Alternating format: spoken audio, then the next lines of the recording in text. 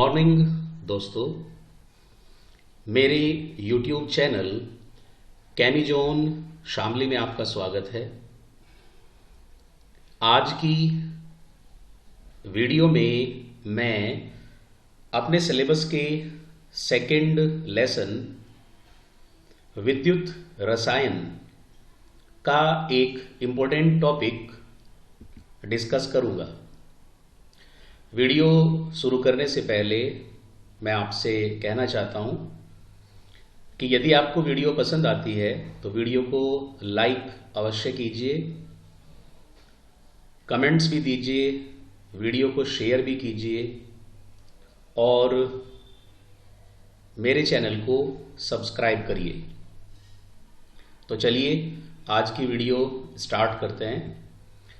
आज जिस टॉपिक के बारे में हम बात करेंगे वह है आयनों के स्वतंत्र अभिगमन का कोलराउश का नियम, Kohlrausch law of independent migration of ion. पहले मैं आपको बता दूं कि इस नियम की आवश्यकता क्यों हुई। किसी दुर्बल विद्युत अपघट्य के लिए उसकी सीमांत मोलर चालकता का मान सांद्रता और चालकता के मध्य ग्राफ बनाकर ज्ञात नहीं किया जा सकता। तो इस समस्या को समाधान करने के लिए कोलराश का नियम दिया गया। तो सबसे पहले हम बात करेंगे कि ये नियम क्या कहता है, इस नियम का जो स्टेटमेंट है वो क्या है। इस नियम के अनुसार किसी विद्युत अपघट्य की सीमांत मोलर चालकता को उसके धनायन व ऋणायन के अलग अलग योगदान के बराबर निरूपित किया जा सकता है। ये इस नियम का स्टेटमेंट है कि किसी विद्युत अपघट्य की सीमांत मोलर चालकता को उसके धनायन व ऋणायन के अलग अलग योगदान के योग के बराबर निरूपित किया जा सकता है। देखिए, यहां एक बात हमारे सामने आई, सीमांत मोलर चालकता। अंग्रेजी में इसको लिमिटिंग मोलर कंडक्टेंस कहते हैं। तो पहले हम बात करेंगे कि सीमांत मोलर चालकता से क्या अर्थ है। यदि आप किसी विद्युत अपघट्य को अनंत तनुता वाले विलयन में घोल देते हैं तो उस समय उसकी मोलर चालकता को सीमांत मोलर चालकता कहा जाएगा। यदि किसी विद्युत अपघट्य को अनंत तनुता वाले विलयन में घोला जाता है तो आयनों की विद्युत चालकता को सीमांत मोलर चालकता कहेंगे। देखिए, जब तनुता अनंत होती है तो उस समय धनायन व ऋणायन एक दूसरे से बिल्कुल विरक्त हो जाते हैं। उनका एक दूसरे के साथ कोई भी इंटरेक्शन बाकी नहीं रहता। तो देखिए, इसीलिए कहा गया है आयनों के स्वतंत्र अभिगमन। तो जब तनुता अनंत होगी तो धनायन व ऋणायन स्वतंत्र रूप से अभिगमन करेंगे और उनका एक दूसरे के साथ कोई भी इंटरेक्शन नहीं होगा। तो ऐसी स्थिति में किसी भी विद्युत अपघट्य की सीमांत मोलर चालकता उसके धनायन की चालकता व ऋणायन की चालकता के योग से ज्ञात की जा सकती है। अब यदि हम गणितीय रूप में इस नियम की बात करते हैं तो कोई विद्युत अपघट्य यदि आयनन के बाद न्यू पॉजिटिव व न्यू नेगेटिव संख्या में धनायन व ऋणायन देता है। मान लीजिए कि कोई विद्युत अपघट्य है, उसका आयनन कराए जाने के बाद धनायन न्यू पॉजिटिव तथा ऋणायन न्यू निगेटिव बनते हैं, और यदि इनकी सीमांत आयनिक चालकता लैम्डा नॉट पॉजिटिव और लैम्डा नॉट निगेटिव हो, तो कोलरास के नियम को हम निम्न प्रकार दिखा सकते हैं। देखिए, इस नियम के अनुसार लैम्डा नॉट एम बराबर होगा new positive into lambda naught positive plus new negative into lambda naught negative. देखिए, यहां कैपिटल लैम्डा नॉट एम ये सीमांत मोलर चालकता को प्रकट करता है। सीमांत मोलर चालकता, जो विद्युत अपघट्य है उसकी सीमांत मोलर चालकता को प्रकट करेगा। न्यू पॉजिटिव और न्यू निगेटिव मैंने अभी आपको बताया कि ये धनायन और ऋणायन की संख्या है। लैम्डा नॉट पॉजिटिव धनायन की सीमांत आयनिक चालकता है, जबकि लैम्डा नॉट निगेटिव ऋणायन की सीमांत आयनिक मोलर चालकता है। तो इस सूत्र की सहायता से आप किसी भी विद्युत अपघट्य के लिए सीमांत मोलर चालकता का मान ज्ञात कर सकते हैं। देखिए, मैं आपको एक दो सिंपल एग्जाम्पल देता हूं।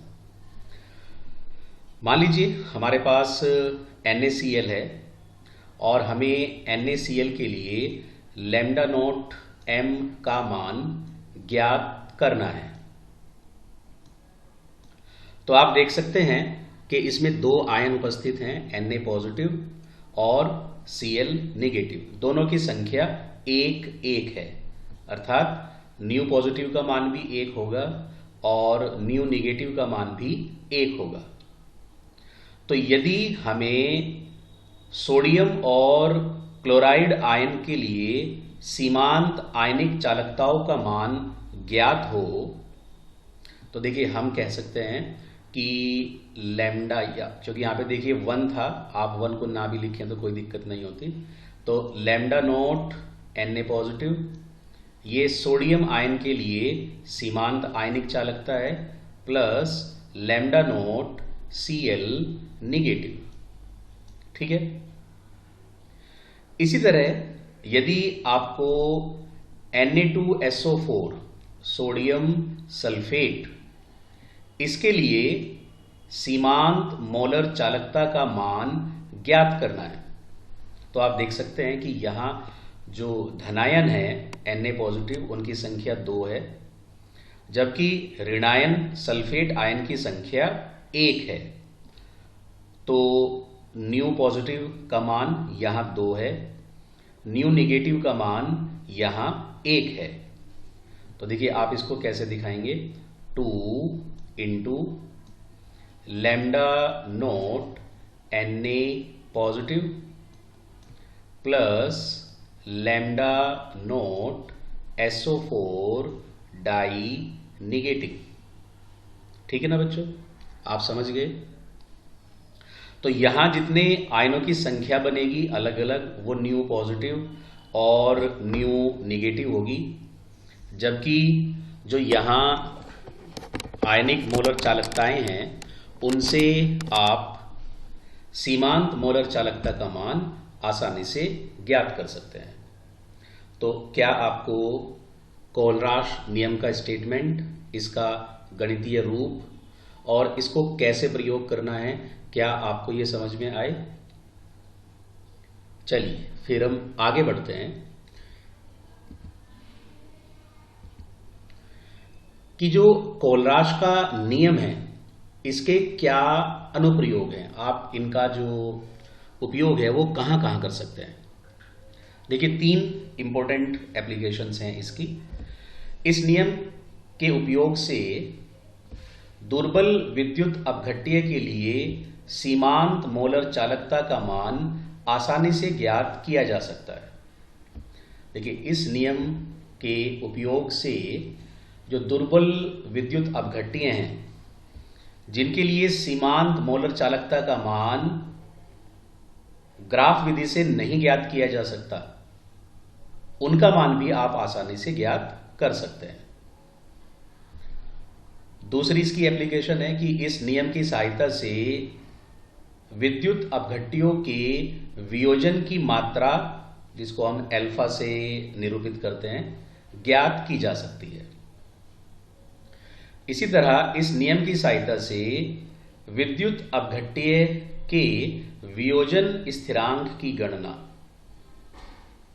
जो वियोजन स्थिरांक है उसकी गणना भी आप आसानी से कर सकते हैं। तो देखिए, आप इससे सीमांत मोलर चालकता का मान ज्ञात कर सकते हैं, वियोजन की मात्रा का मान ज्ञात कर सकते हैं और वियोजन स्थिरांक का मान भी ज्ञात कर सकते हैं। तो चलिए अब हम एक एक कर इन उपयोगों को पढ़ेंगे। जैसे सबसे पहले हम बात करेंगे कि कोहलराश नियम की सहायता से किसी दुर्बल विद्युत अपघट्य की सीमांत मोलर चालकता कैसे ज्ञात की जा सकती है। तो देखिए बच्चों, हम इस चीज को समझने के लिए एक उदाहरण लेकर के चलेंगे। तो देखिए, उदाहरण मैं आपको बता देता हूं कि उदाहरण क्या है। सोडियम क्लोराइड, हाइड्रोक्लोरिक एसिड एवं सोडियम एसीटेट के लिए सीमांत मोलर चालकताओं का मान क्रमशः 126.4, 420.9 एवं 91 सीमन सेंटीमीटर स्क्वायर पर मोल है। देखिए, ये एक प्रबल विद्युत अपघट्य है, ये भी एक प्रबल विद्युत अपघट्य है, ये भी एक प्रबल विद्युत अपघट्य है और इनके लिए सीमांत मोलर चालकता के मान हमें दिए गए हैं। अब हमें क्या करना है कि एक दुर्बल विद्युत अपघट्य एसिटिक एसिड के लिए लैम्डा नोट का मान ज्ञात करना होगा। देखिए, यहां पर जो AC है ये एसीटेट आयन को शॉर्ट फॉर्म में लिखने के लिए बनाया गया है, CH3COO नेगेटिव, इसको हम एसीटेट आयन कहते हैं।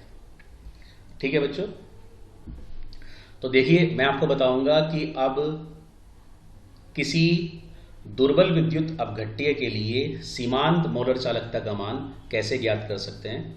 आप इसको ध्यान से समझिएगा, अच्छे से आप इसको समझिएगा, जिससे कि आप अपने आने वाले एग्जाम्स में इस तरह के आंकिक प्रश्नों को हल कर सकें। तो देखिए, आपको जो 3 प्रबल विद्युत अपघट्य दिए गए हैं, आप इन तीनों को कोहलराश के नियम के अनुसार रख लीजिए। देखिए, मैं एक एक करके आपको बताता हूं।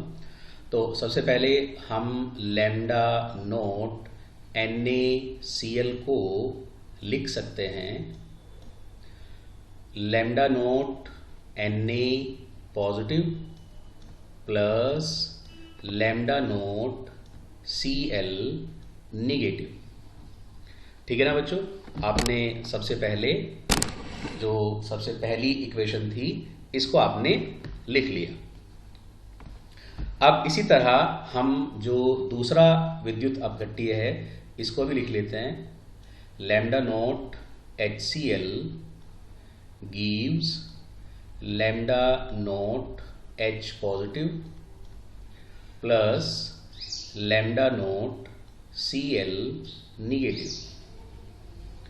अब हम इसी तरह जो तीसरा हमारे पास विद्युत अपघट्य है इसको भी लिख लेते हैं।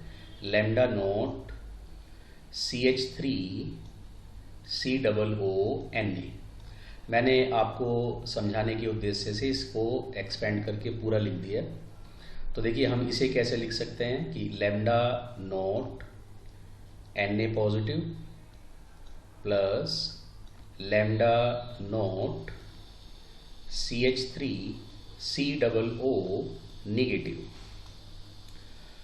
अब आखिर में जो दुर्बल अपघट्य हमें दिया हुआ है लैम्डा नॉट CH3COOH, आप इसको कैसे लिख लेंगे? Lambda naught H positive plus lambda naught acetate ion CH3COO negative.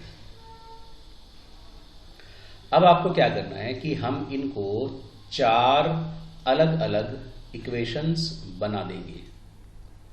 Equation number 1, equation number 2, equation number 4, इस तरह से आप 4 अलग अलग इक्वेशन बना दीजिए। अब देखिए बच्चों, जो असली पॉइंट है वो अब आपको समझना है।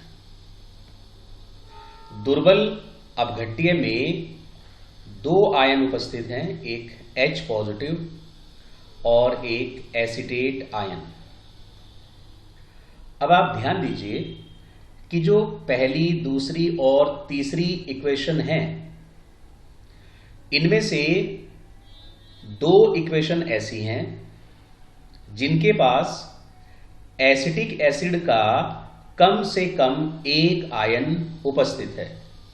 जैसे आप देख सकते हैं कि यहां लैम्डा नॉट H पॉजिटिव है और यहां लैम्डा नॉट CH3COO Na है।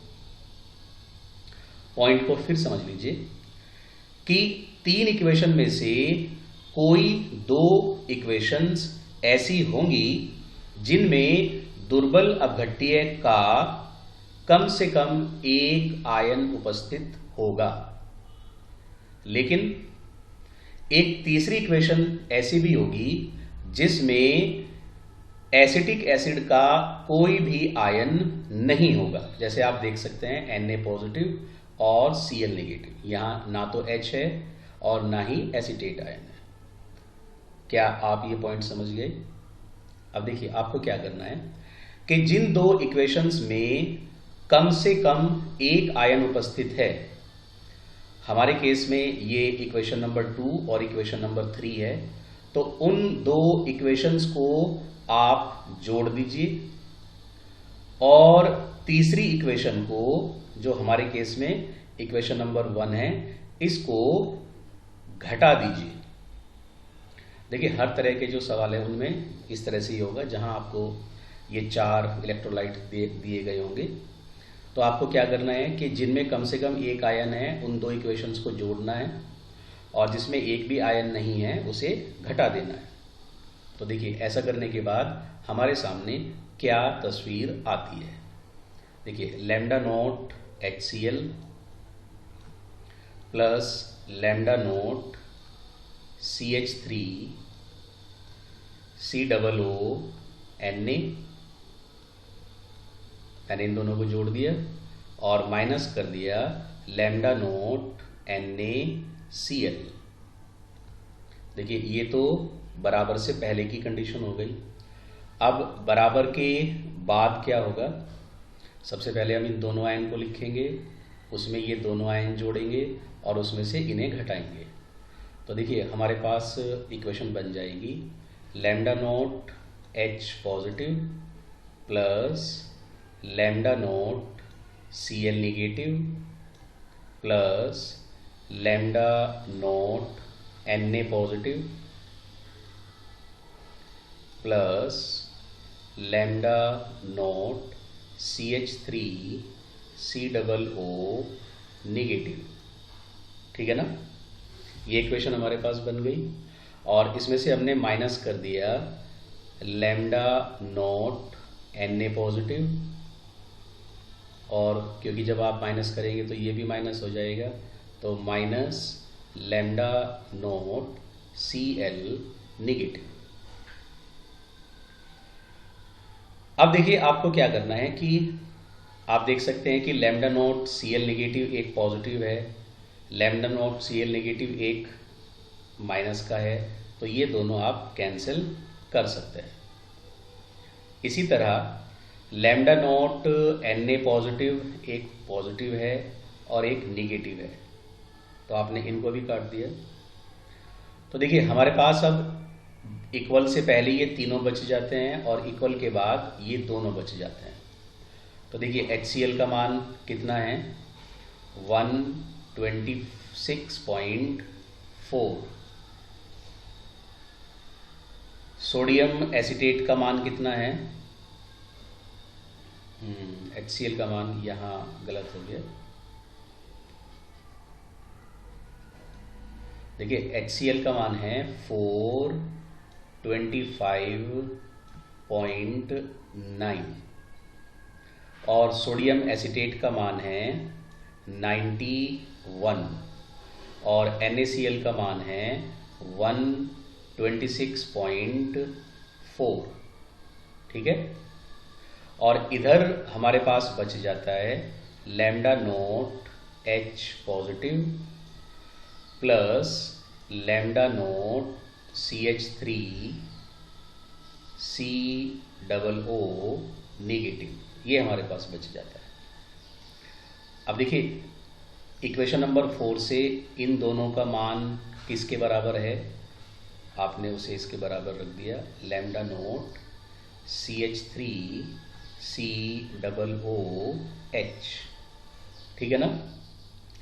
अब आपको क्या करना है कि इन दोनों मान को जोड़ लेना है और उसमें से 126.4 घटा देना है। तो चलिए हम इसको सॉल्व कर लेते हैं। 425.9 प्लस 91, ये हमारा आ गया 516.9 और इसमें से हमने माइनस कर दिया 126.4। तो देखिए हमारा आंसर आ जाता है 390.5। तो हमारा आंसर क्या आ गया, 390.5 Simon centimetre square mole inverse. तो देखिए जो वीक इलेक्ट्रोलाइट हैं उनके लिए आपको सीमांत मोलर चालकता का मान इस तरह से ज्ञात करना है। तो देखिए इसी तरह के जो न्यूमेरिकल्स हैं आपको और भी बनाकर दिए जा सकते हैं। तो आपको ये ध्यान रखना है कि तरीका इस तरह से। चलिए अब आगे बढ़ते हैं। अब हमें वियोजन की मात्रा अर्थात एल्फा का मान ज्ञात करना है। देखिए वियोजन की मात्रा एल्फा को ज्ञात करने के लिए आपके पास एक सूत्र है जो कहता है alpha is equal lambda m upon lambda naught m। ये आपके पास एक सूत्र आ जाता है। देखिए यहाँ लैम्डा m दी गई सांद्रता पर मोलर चालकता है, मोलर चालकता। ठीक है ना। जबकि जो लैम्डा नॉट m है इसके बारे में आप जानते ही हैं कि ये सीमांत मोलर चालकता है। तो इसका मतलब ये हुआ कि यदि आप सीमांत मोलर चालकता से दी गई सांद्रता पर मोलर चालकता को डिवाइड कर देते हैं तो इससे आपको एल्फा का मान मिल जाएगा। देखिए आप इसको कैसे समझ सकते हैं, मैं आपको एक आंकिक प्रश्न से इसको समझाता हूँ। 0.001028 मोल प्रति लीटर एसिटिक अम्ल। देखिए ये एसिटिक अम्ल की जो सांद्रता है वो दी गई है, यानी जो C है एसिटिक एसिड के लिए इसका मान है 0.001028 मोल्स पर लीटर। ठीक है। एसिटिक अम्ल की चालकता यानी जो लैम्डा एम है, सॉरी, ये कप्पा का मान दिया हुआ है 4.95 इंटू 10⁻⁻5 साइमन सेंटीमीटर इनवर्स।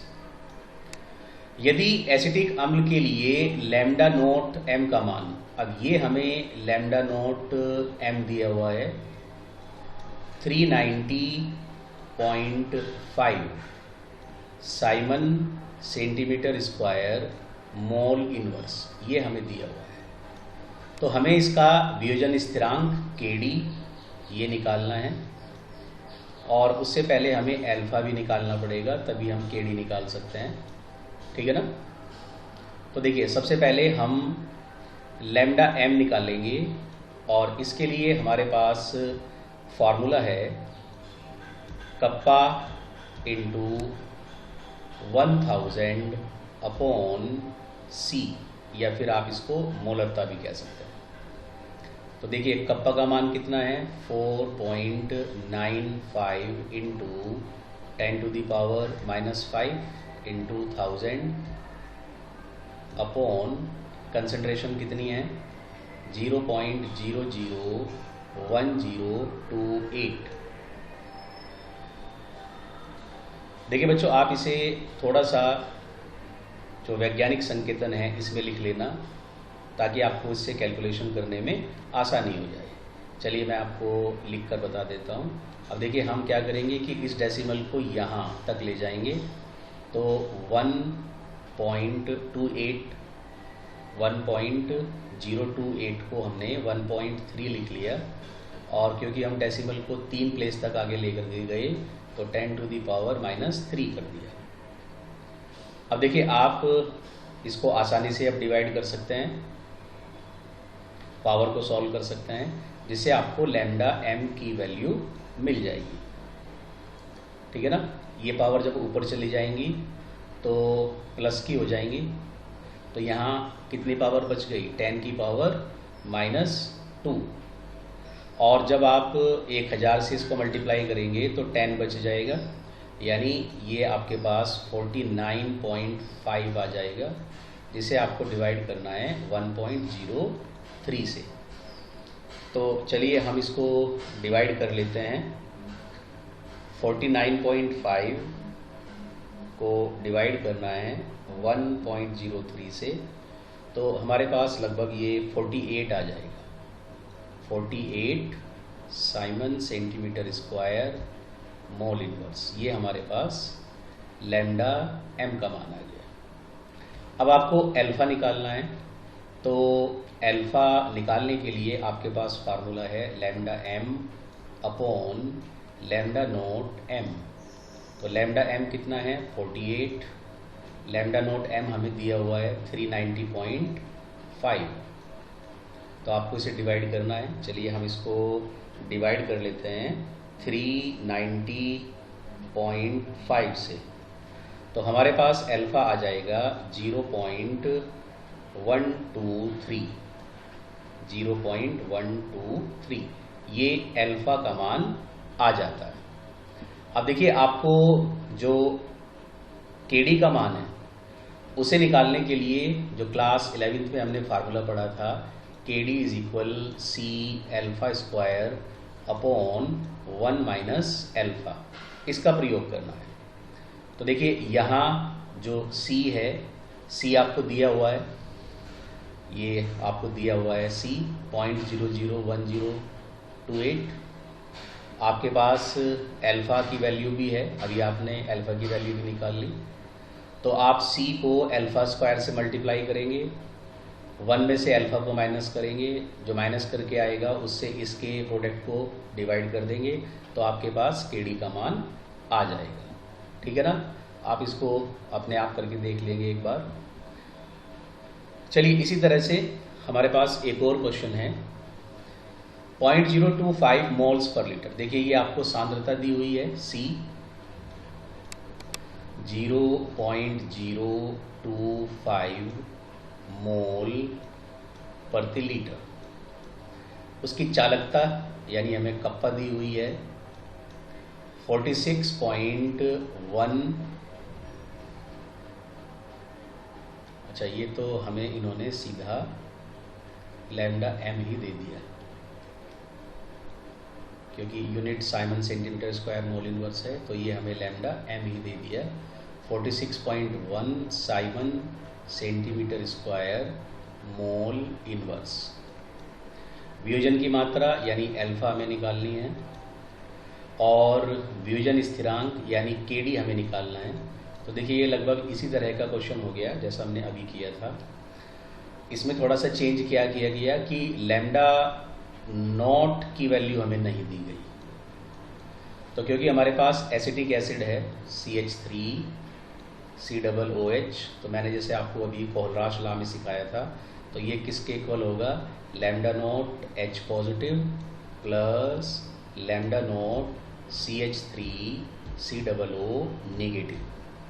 अब देखिए लैम्डा नॉट H पॉजिटिव की वैल्यू हमें दी हुई है 349.6, और lambda naught CH3COO methanoic acid, ओहो ये मिथेनोइक एसिड है HCOOH, तो यहाँ भी HCOO नेगेटिव आएगा।